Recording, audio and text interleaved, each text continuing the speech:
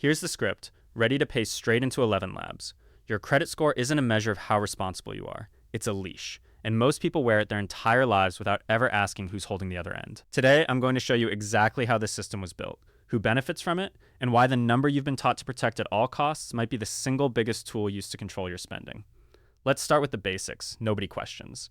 You're told a good credit score means financial health, but think about what actually raises your score.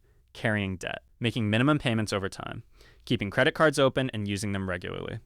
A person who pays cash for everything and owes nobody a dollar often has a lower score than someone drowning in credit card balances. Let that sink in. The system doesn't reward financial freedom. It rewards financial dependency. Here's where it gets interesting. Credit scoring wasn't created to protect you. It was created to protect lenders and to make debt predictable and profitable at scale. Banks needed a way to sort millions of people into risk categories so they could sell debt products efficiently. Your score isn't about your worth. It's about how reliably you'll keep paying interest. And once you understand that, the whole game starts to look different. Because the better you get at using debt exactly how the system wants you to, the more debt you're offered. Higher limits, better cards, more tempting offers landing in your mailbox the moment your score climbs. It's not a coincidence. It's the mechanism working exactly as designed. Think about how this shapes real decisions. Someone wants to buy a car with cash they've saved for years. Sounds responsible, right? But a finance manager at the dealership will often push them toward financing instead, even at a low rate, because finance purchases build the credit profile the system wants to see.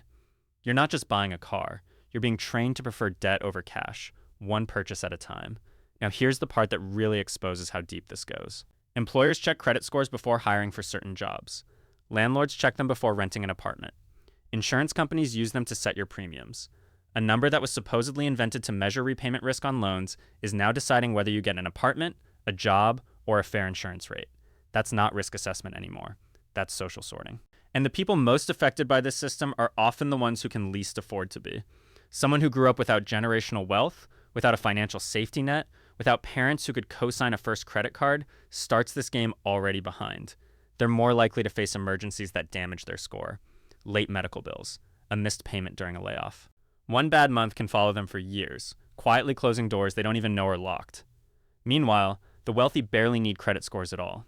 They have assets, connections, and cash reserves that let them bypass the entire system. A high credit score matters most to people who don't have much else to fall back on.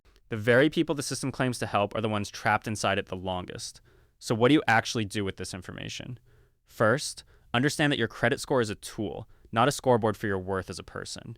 You don't need to chase a perfect number. You need to understand exactly what it's used for and use it deliberately instead of letting it use you. Second, stop optimizing your life around what raises your score and start optimizing around what builds real wealth. Sometimes those two things align. A lot of the time, they don't. Paying off a loan early might lower your score temporarily while making you financially stronger permanently. Choose strength over the number every single time.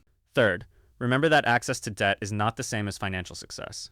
Getting approved for a bigger loan, a higher limit, a shinier card, that's not a win. That's the system recognizing you as a reliable source of interest payments.